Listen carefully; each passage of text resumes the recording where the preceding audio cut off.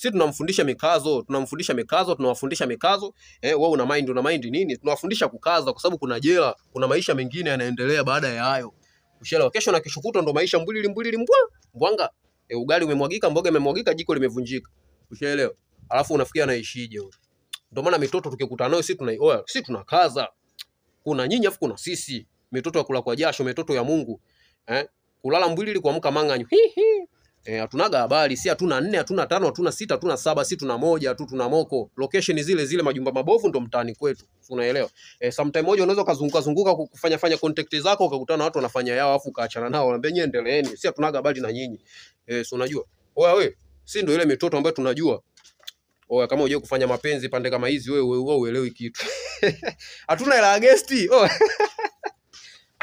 maana unaweza kazula ukiingia kona hii miputo kibao.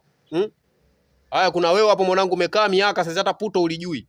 Hata puto je kuliona watumiagi. Majumba mabovu kunakutana maputo kama yote.